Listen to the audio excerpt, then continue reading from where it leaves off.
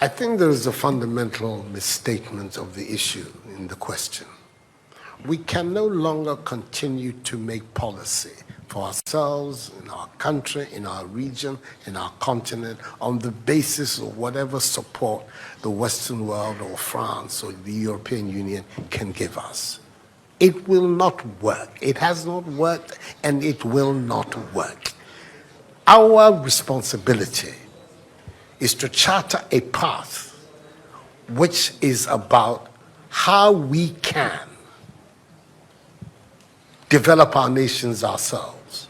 It is not right for a country like Ghana, 60 years after independence, to still have its health and education budgets being financed on the basis of the generosity and charity of European taxpayers. By now, we should be able to finance our basic needs ourselves.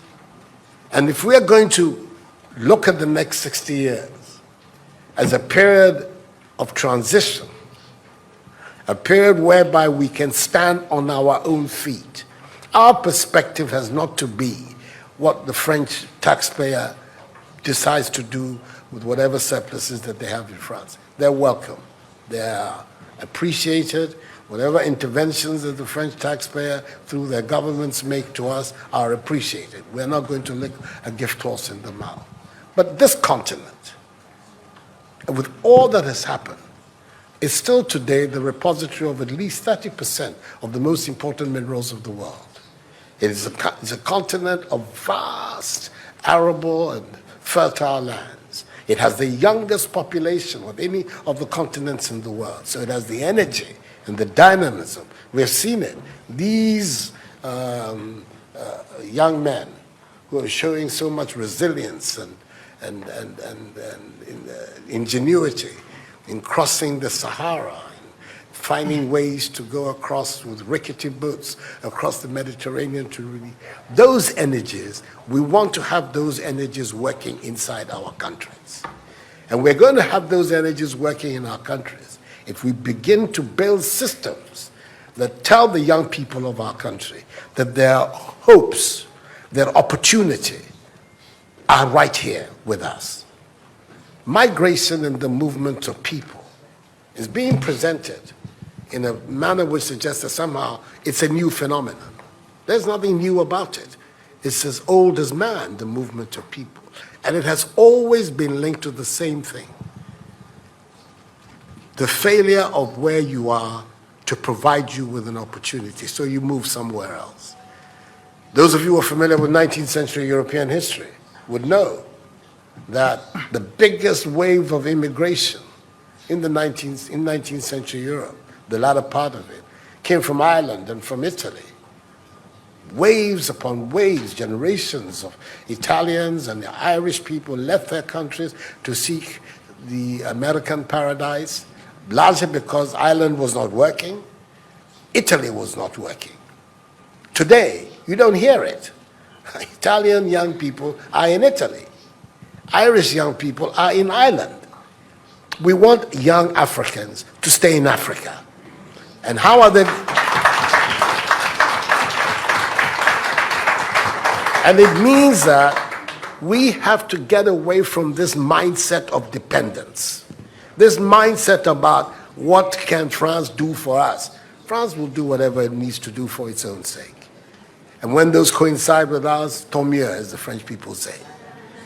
But our main responsibility as leaders, as citizens, is what we need to do to grow our own countries. What are the institutions that work that would allow us to have good governance, to have accountable governance, to make sure that the monies that are placed at the disposal of leaders are used for the interests of the state and not for those of the leaders, to have systems that allow for accountability, that allow for diversity, that allow for people to be able to express themselves and contribute to fashioning the public will and the public interest.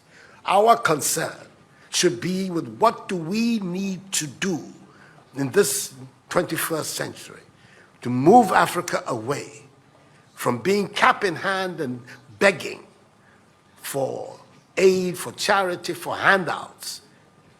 The African continent, when you look at its resources, should be giving monies to other places. We have huge wealth on this continent, in our own country of Ghana. And we need to have a mindset that says, we can do it. Others have done it. We can also do it. And once we have that mindset, we will see it as a liberating factor for ourselves.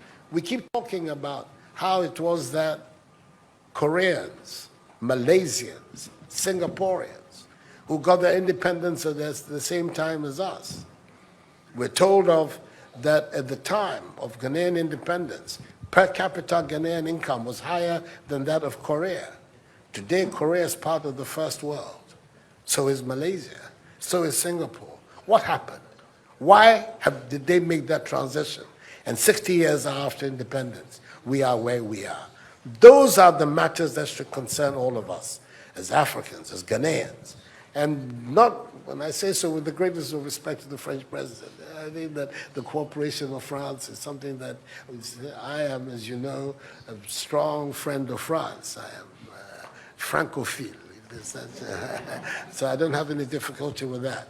But I'm talking about our own propulsion, what we need to do to get our countries to work so that we can create the conditions that would allow our young people to forego this hazardous effort to get to Europe. They're not going there because they want to.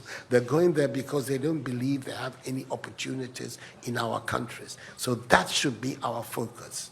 And I believe that with that if we change that mindset of dependence, that mindset which is contingent on aid and charity, we would see that in the decades ahead of us, the full flowering of the African peoples would take place. And that new African personality that was talked about at the time of our independence will become real and imminent in our times. That's what I'm saying. I hope that I'm not upsetting the questioner or even some of my friends who are here. But these are my strongly held beliefs. And that is the reason why I've adopted as the slogan of my presidency, of my period of the Supreme Office of Ghana, that we want to build a Ghana beyond aid. A Ghana which is independent, which is self-sufficient, that is capable of standing on its own feet and building its own life. We can do it if we have the correct mindset to do so. Mr. President, those are my contributions.